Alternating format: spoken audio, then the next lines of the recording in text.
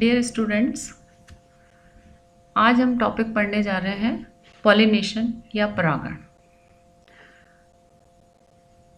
पादपों में male gametes pollen grains तथा फीमेल गैमेट्स ओव्यूल में बनते हैं। जो पॉलन ग्रेन्स होते हैं उनमें मेल गैमेटोफाइट और ओव्यूल में फीमेल गैमेटोफाइट का डेवलपमेंट होता है। इसलिए ये कहा जा सकता है कि फर्टिलाइजेशन से पहले एंथर से पॉलन ग्रेन्स निकलकर कार्पल के स्टिग्मा पर पहुँचे। तो परागण क्या होता है? पराग कणों के पराग कोश से स्टिग्मा तक वर्तिकाग्र तक पहुँचने की क्रिया को परागण कहते हैं। यह क्रिया एंजियोस्पर्म्स में और जिम्नोस्पर्म्स में पाई जाती है। जो जिम्नोस्पर्म पादप हैं उनमें जो पॉलन ग्रेन्स हैं वो सीधे ही ओव्यूल तक पहुंच जाते हैं। सीधे यानी कि उनमें पॉलन ट्यूब नहीं बनती है। लेकिन परागण क्रिया के लिए, पॉलिनेशन के लिए सबसे पहले पॉलन ग्रेन्स का पराग कोश से विमुक्त होना आवश्यक होता है। तो इसके लिए जो सबसे पहले पराग कोश उनका स्फुटन या डेसेंस होता है, और ये जो डेसेंस होता है ये पराग कोश की जो भित्ति होती है उसकी संरचना में होने वाले परिवर्तनों के कारण होता है। तो हम सबसे पहले उसके बाद ये जानें कि पराग कोशों का डेसेंस किस प्रकार होता है। डेसेंस 4 प्रकार से होता है। ट्रांसफर्स इसमें आप ये चित्र में देख रहे हैं। इस प्रकार का जो डेसेंस है वो लेबिएटी फैमिली के पौधों में मिलता है, जो कि एक कोशीय परागकोश होते हैं। ये आप देख रहे हैं यहाँ पर, यहाँ से इनका स्फुटन होता है। दूसरा है शीर्षस्थ, या इसको एपिकल और पोरस। कुछ पादप जैसे केशिया, सोलेनम स्पीशीज, इनमें डेसेंस जो एपिकल जो पोर्स होते हैं उनके द्वारा संपन्न होता है।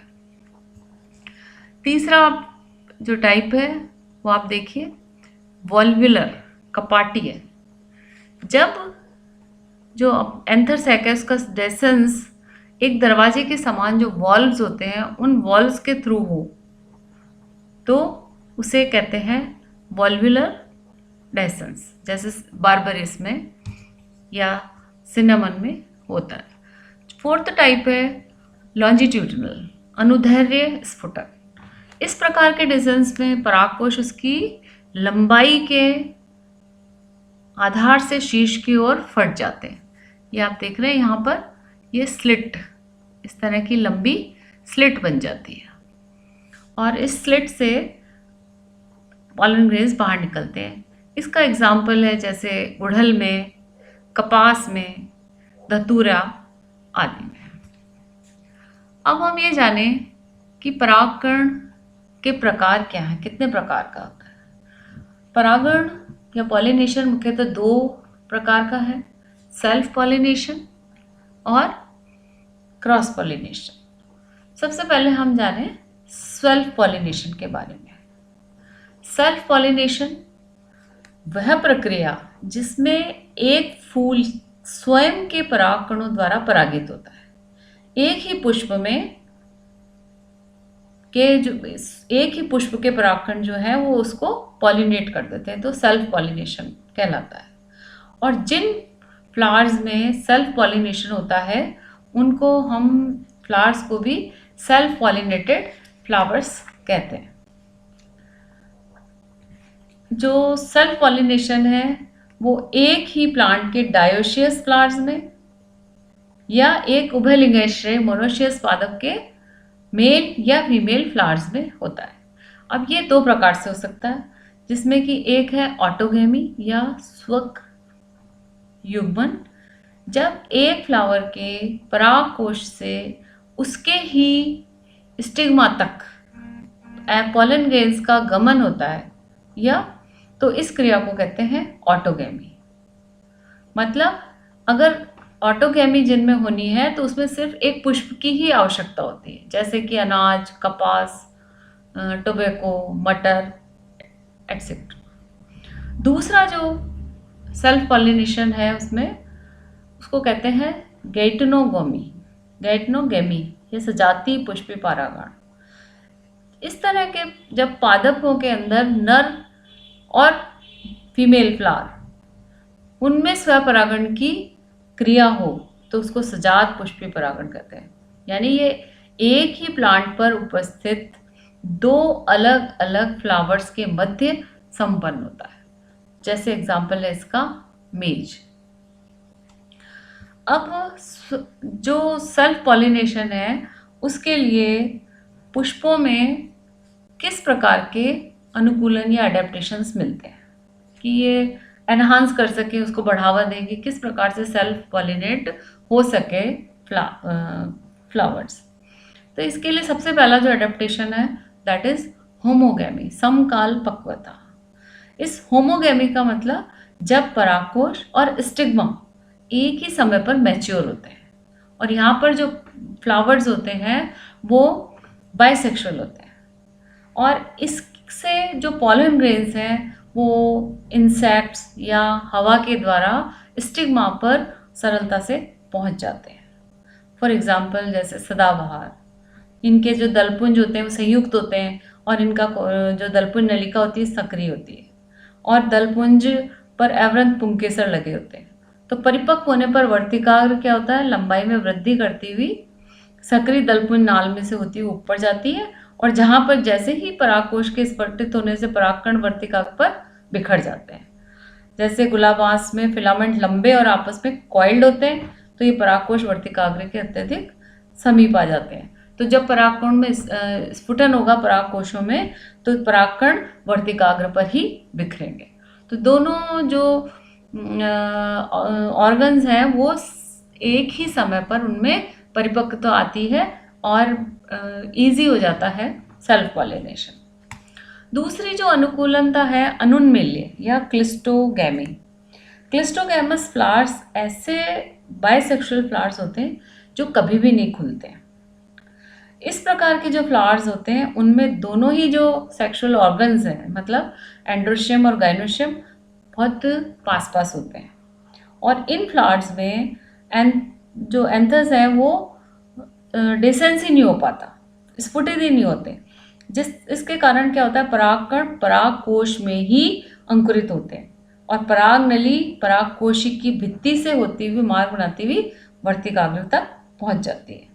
तो जब ये क्लिस्टोगैमस फ्लावर हैं और इनको किसी बाहरी एजेंसी की जब ज़रूरत ही नहीं है, तो इस प्रकार के जो पुष्प होते हैं वो रंगहीन होते हैं, गंधहीन होते हैं। तो अधिकतर जो क्लिस्टोगैमस जो फ्लावर्स जिन प्लांट्स में मिलते हैं उनमें एरियल और अंडरग्राउंड दो प्रकार के फ्लावर्स मिलते हैं। जो एरियल फ्लावर्स होते हैं वो बसंत में खिलते हैं, चमकदार या रंगीन होते हैं, जबकि जो अंडरग्राउंड फ्लावर्स हैं वो बहुत ही अनअट्रैक्टिव होते हैं। इनका एग्जाम्पल है कॉमेलेना, बेंगलेंसिस, वॉयोला, ड्रोसेरा एटसेट्रा। अब हम देखें कि परपरागण क्या होता है।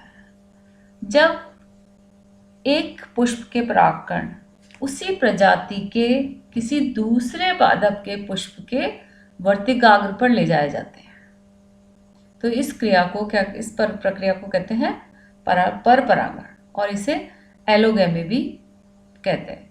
और ये यूनिसेक्सुअल और बाइसेक्सुअल दोनों प्रकार के फ्लावर्स में मिलता है। और जब यूनिसेक्सुअल फ्लावर्स पर क्रॉस पोलिनेशन होता है वो तभी होता है जब फ्लावर्स अलग अलग प्लांट्स पर उत्पन्न हो। तो दो अलग अलग प्लांट्स पर उपस्थित पुष्पों के मध्य परागण होने पर इस क्रिया में जेनेटिक रिकॉम्बिनेशन होता है और जिससे वेरिएशंस उत्पन्न होते हैं। और जब परपरागण दो समान स्पीशीज के पुष्पों के मध्य होता है तो इसको कहते हैं जीनोगैमी। परंतु दो भिन्न स्पीशीज के मध्य होने पर इसको कहते हैं हाइब्रिडिज्म। तो पर परागण में पराग कणों का स्थानांतरण कोई कुछ मीडिएटर्स या एक्सटर्नल एजेंसीज के द्वारा होता है या उन पर निर्भर रहता है, और इनकी अनुपस्थिति में ये असंभव हो जाता है। तो पर परागण के लिए जो अनुकूलन है वो है, जैसे इनमें सबसे पहले है सेल्फ स्टेरिलिटी, कि जब बायसेक्सुअल जो फ्लावर्स हैं उनमें क्रॉस पॉलिनेशन से बचाव और पर परागण स्वपरागण से बचाव और पर परागण सुनिश्चित करने के लिए जो अनुकूलन है उनमें से सबसे इंपॉर्टेंट है सेल्फ स्टेरिलिटी। सेल्फ स्टेरिलिटी, जब एक पुष्प के पॉलन ग्रेन्स उसी पुष्प की वर्तिकाग्र पर अगर पहुंचते हैं तो अंकुरित नहीं होते हैं, तो इस दशा को हम कहते हैं सेल्फ स्टेरिलिटी। मतलब जब एक ही फ्लावर है और उसके दोनों ही परिपक्व हो गए हैं, लेकिन पहुंचने के बाद, स्टिग्मा पर पहुंचने के बाद भी पॉलन ग्रेन्स जो हैं वो जर्मिनेट नहीं होते हैं, और यदि किस प्रकार से ये परागकण जर्मिनेट हो गए तो उस दशा में इनकी पॉलन ट्यूब जो है वो रप्चर हो जाती है, और जो स्टाइल के बीच में ही उनकी जो वृद्धि होती है वो पॉलन ट्यूब की वो रुक जाती है। एग्जाम्पल है इसका पिटूनिया। तो सेल्फ स्टेरिलिटी एक जेनेटिक कैरेक्टर है, और ये क्रोमोसोम्स पर जो कुछ जीन्स होते हैं वो उसको कंट्रोल करते हैं, और यदि सेल्फ पॉलिनेशन होता है तो जो स्टाइल है और जो स्टिग्मा है उनकी जो सेल्स हैं उनसे कुछ ऐसे कंपाउंड सिक्रेट होते हैं जिनकी वजह से पॉलिनेशन जो होता है वो फेल हो जाता है। और हम इसके प्रभाव देख सकते हैं बहुत सारे, जैसे परागकण के अंकुरित होने पर पराग नली बनते ही नष्ट हो जाती है, या पॉलन ट्यूब बहुत धीरे ग्रो करती है, या पराग नली जो है वो वापस मुड़कर विपरीत दिशा में वृद्धि करने लगती है, या जैसे ही परागकण स्टिग्मा पर पहुंचते हैं तो स्टाइल और स्टिग्मा में विल्टिंग हो जाती है और कुम्हला के वो नष्ट हो जाते हैं। तो इस प्रकार से जो सभी ये जो प्रभाव हैं ये सेल्फ पॉलिनेशन को रोकते हैं और क्रॉस पॉलिनेशन को बढ़ावा देते हैं। तो सेल्फ स्टेरिलिटी एक बहुत इम्पॉर्टेंट इफेक्ट है। दूसरा जो अनुकूलन जो इन क्रॉस पॉलिनेशन को बढ़ावा देने के लिए होता है इनमें यूनिसेक्सुअलिटी, एक लिंगता। ऐसे फ्लावर्स जिनमें एक ही सेक्सुअल ऑर्गन प्रेजेंट हो उन्हें कहते हैं यूनिसेक्सुअल फ्लावर, और इसको कहते हैं यूनिसेक्सुअलिटी। तो ऐसे फ्लावर्स में या तो केवल गाइनोशियम मिलता है, केवल मतलब ओव्यूल, तो उनको कहते हैं पिस्टिलेट फ्लावर्स, या फिर केवल उसमें स्टैमेंस होते हैं तो उसको इस तरह के फ्लावर्स को कहते हैं स्टैमिनेट। तो इस प्रकार के जो फ्लावर वाले जो प्लांट्स हैं उनके डिस्ट्रीब्यूशन के आधार पर मोनोशियस या डायोशियस हो सकते हैं। तीसरा जो कारण है भिन्न काल पक्वता या डाइकोगैमी। डाइकोगैमी जो बाइसेक्सुअल जो प्लांट्स हैं उनमें क्रॉस पॉलिनेशन का एक बहुत बड़ा जो कारण है वो डाइकोगैमी है। इस तरह के जो प्लांट्स हैं उनमें एंथर्स और स्टिग्मा डिफरेंट टाइम में मैच्योर होते हैं, तो इसलिए सेल्फ पॉलिनेशन पर स्वयं ही रोक लग जाती है। ये जो डाइकोगैमी है ये दो प्रकार की हो सकती है, प्रोटोएंड्री एंड प्रोटोगाइनी। जो प्रोटोएंड्री है इसमें परागकोश वर्तिकाग्र से पहले ही मैच्योर हो जाते हैं, जब तक स्टिग्मा मैच्योर होके प्रिपेयर हो, लेकिन उससे पहले ही इसमें एंथर्स मैच्योर हो जाते हैं और वो डेसेंस हो जाता है।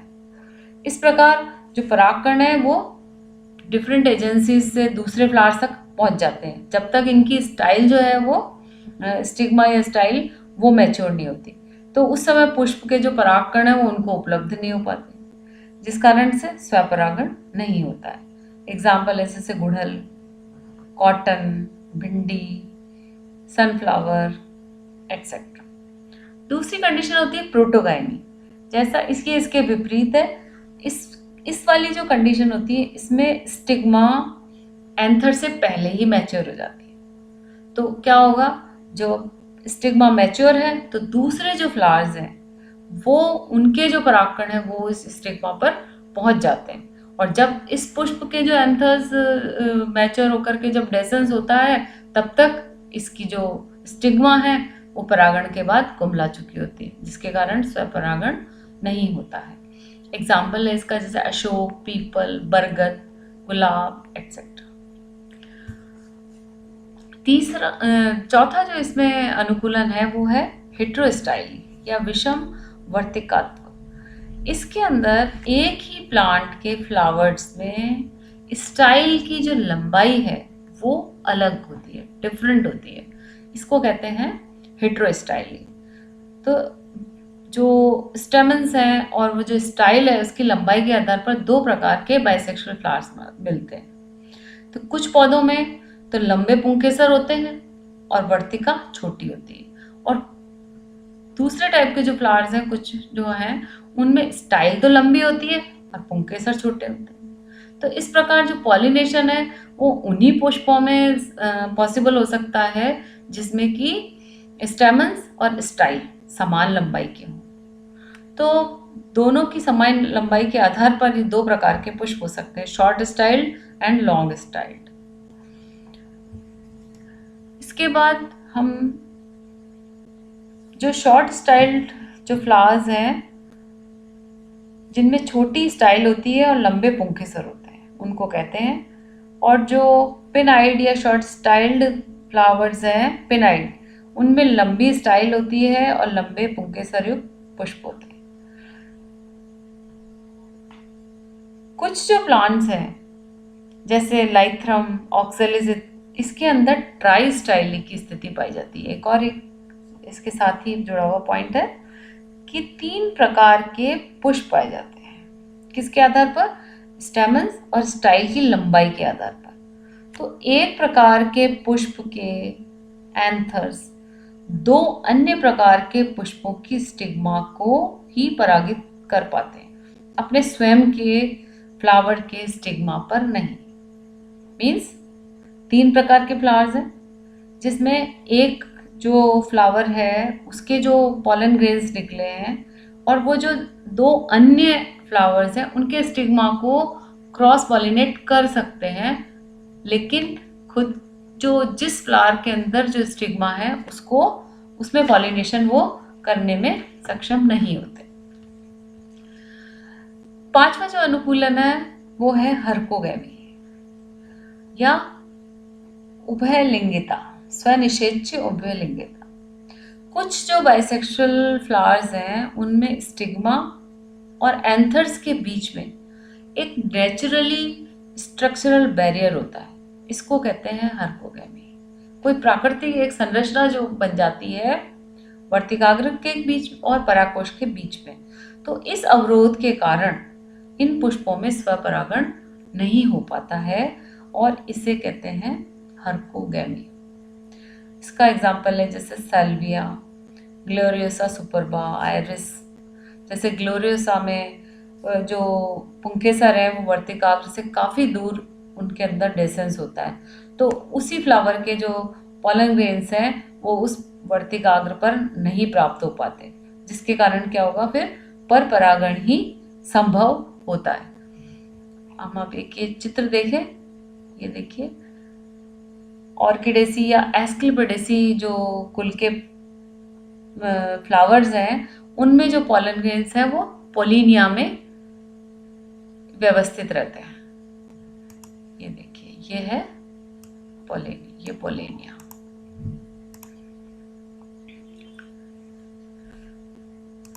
पोलिनिया में जो कि पोलिनिया में का जो ट्रांसफर है वो केवल कीटों के द्वारा ही होता है।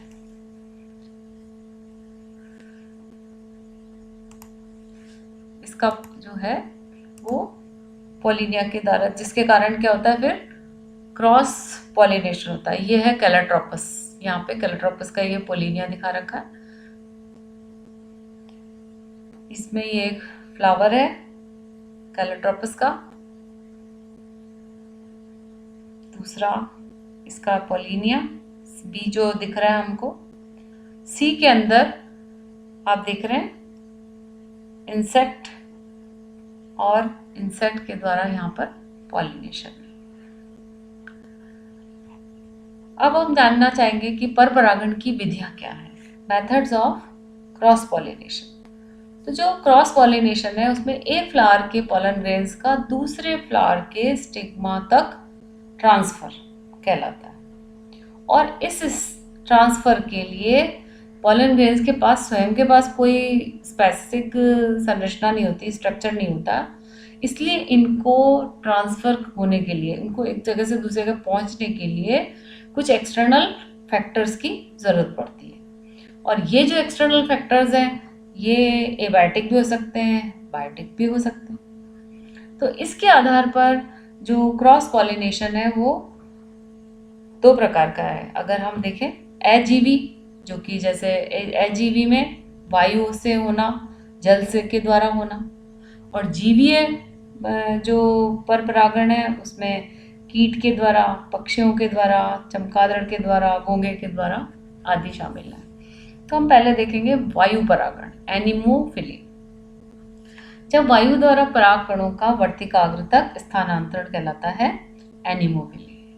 और जब एयर द्वारा जो परागित जो प्लांट्स हैं उनमें यूनिसेक्सुअल फ्लावर्स पाए जाते हैं, और इन फ्लावर्स में स्टेमन्स और स्टिग्मा खुले होते हैं, और जो पुष्प हैं अत्यधिक छोटे होते हैं, अनाकर्षक होते हैं या गंधहीन होते हैं, और इनमें बहुत ही दलपुंज भी अधिकतर हरे, छोटे या एब्सेंट होते हैं। अधिकतर जो परागकण होते हैं वो बहुत ही नर्म, शुष्क और हल्के होते हैं, जिसके द्वारा क्या होता है, वायु के द्वारा इनका जो ट्रांजिट है वो बहुत इजीली हो जाता है।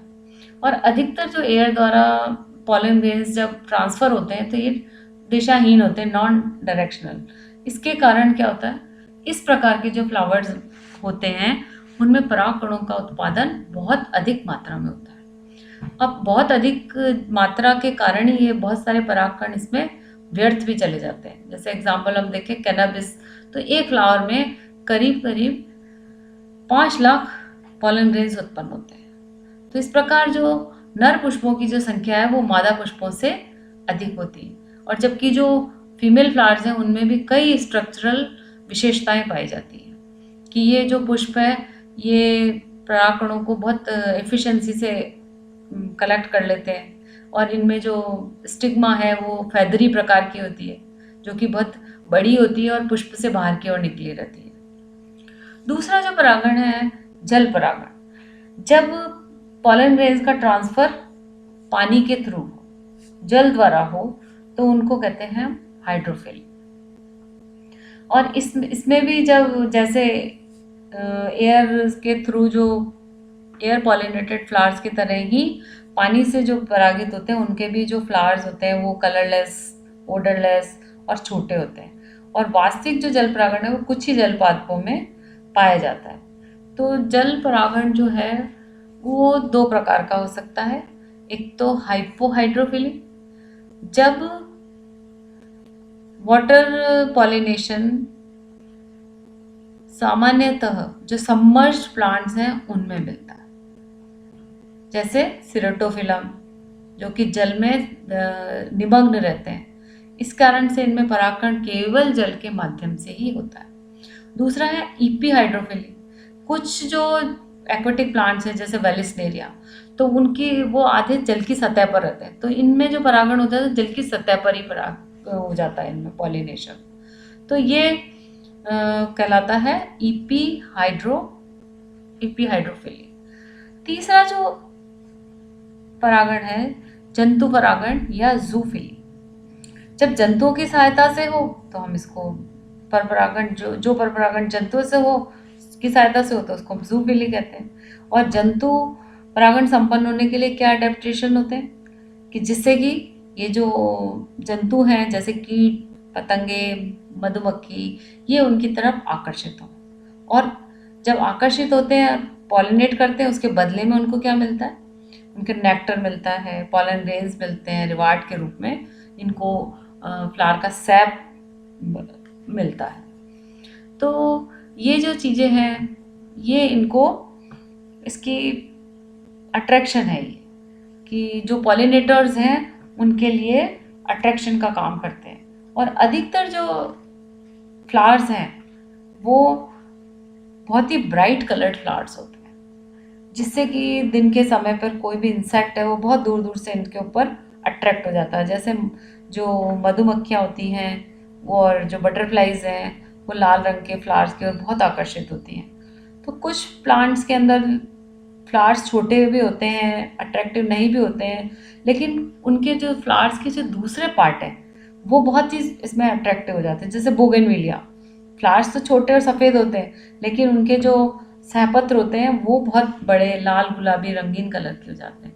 ऐसी इसी प्रकार से रिफोर्बिया में भी नेक्टर नेक्टर एक बहुत बड़ा अट्रैक्शन होता है इंसेक्ट्स के लिए, जो कि एक शुगर युक्त पदार्थ है। और इस तरह के जो फ्लावर्स होते हैं जिनमें कि इंसेक्ट पॉलिनेशन होता है, तो उनके अंदर स्पेशली एक नेक्टर ग्लैंड्स पाई जाती हैं, जिनसे कि नेक्टर है वो सिक्रीट होता है। और ये नेक्टर जो ग्लैंड्स हैं ये अधिकतर कोरोला और के स्पर में धसी रहती है। और जैसे ही वो इंसेक्ट पुष्प के अंदर प्रवेश करना पड़ता है उसको, और वो जैसे ही उसका ना नेक्टर को सक करने के लिए फ्लावर पर बैठता है, और अनजाने में ही पॉलन ग्रेन्स उस पर उसके कीट पर बिखर जाते हैं। और बिखर कर जब वो कीट दूसरे फ्लावर पर जाता है नेक्टर की खोज में, तो वहाँ पर वो वर्तिकाग्र तक पहुँचा देता है। दूसरा इसमें पुष्प की जो खुशबू है, जैसे कि कुछ इंसेक्ट्स पुष्प के कलर्स को नहीं देख पाते, लेकिन उनके द्वारा जो ओडर होती है उसको बहुत ही उससे आकर्षित होते हैं, और परागण चलता रहता है। जैसे रात की रानी, हार सिंगार को। लेकिन कुछ ऐसे इंसेक्ट्स भी हैं जो कि बहुत ही जो दुर्गंध होती है उसकी तरफ भी आकर्षित होते हैं। जैसे रेफ्लिशिया, आप सब जानते हैं कि एक विशेष प्रकार के कीटों के लिए बहुत आकर्षण का कार्य करता है। फिर है पॉलन ग्रेन्स जो खाने वाले होते हैं। कुछ कीट जो है वो पॉलन ग्रेन्स को खाते हैं या उनका रस भी चूसते हैं, जैसे ऑर्किड्स वगैरह में ऐसा होता है। अब साल्विया में हम जो जंतु परागण है वो कई प्रकार के, जैसे कीट परागण है। सबसे पहले हम देखें कीटों के द्वारा एंटोमोफिली। तो कीट परागित जो भी फ्लावर्स हैं वो बहुत ही अट्रैक्टिव होते हैं, कलर्ड होते हैं, उनमें नेक्टर होता है, कीट की तरफ आकर्षित होते हैं। तो इसका एक एग्जाम्पल है, जैसे हम साल्विया में देखें, साल्विया और एरिस्टोलोकिया में परागण। इस चित्र के माध्यम से देखिए आप, साल्विया का जो पुष्प है वो बाइलेबिएट होता है। ये दो इसमें लेबिएट दिखने को मिल रहे हैं आपको, ओष्ठ, और दोनों ही पुंकेसर क्या होते हैं, इसकी जो कैनाल है उससे जुड़े रहते हैं। और साल्विया में जो कनेक्टिव है वो बहुत चौड़ा होता है, और परागकोश की जो लोब्स हैं वो दोनों सिरों पर उपस्थित होती है, जिनमें से एक जो होती है वो स्टेराइल होती है। तो ऊपरी सिरे की जो लोब है वो एक्टिव होती है। तो जैसे ही नेक्टर की खोज में इंसेक्ट इसमें प्रवेश करता है, निचले वाले जो ओष्ठ है निचले वाला, उस पे बैठता है, और बैठने के बाद जैसे ही उस स्टेराइल प्लेट को धकेलता है, तो जो कनेक्टिव दूसरे सिरे पर है वो उसकी पीठ से टकराती है, और टकराने के बाद और उसकी पीठ पर परागकण चिपक जाते हैं। और जब यही कीट दूसरी जगह पर जाता है तो वहाँ पर ये जो वर्तिका नीचे लटकी रहती है वो उसकी वर्तिका से छू जाती है, और परागण जो है वो संपन्न हो जाता है। तो ये साल्विया में। ऐसे ही एरिस्टोलोकिया में भी एक फ्लाई ट्रैप जो विधि है उसके द्वारा क्रॉस पॉलिनेशन होता है, और इसमें दलपुंज नलिकाकार होते हैं, और इस नलिका का जो आधार है वो फूला हुआ होता है, और इसमें ही सेक्स ऑर्गन्स पाए जाते हैं।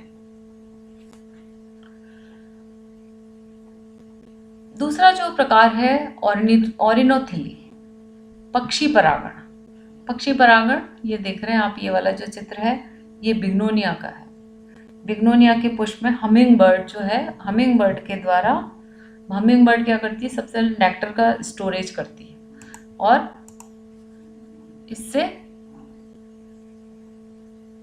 इसमें ये परागण में हेल्प करती है। पक्षी परागण जो अनजाने में, जैसे सेमल का पुष्प, सेमल, बॉटल ब्रश, बिग्नोनिया, इनके अंदर परागण जो होता है वो पक्षियों के द्वारा होता है।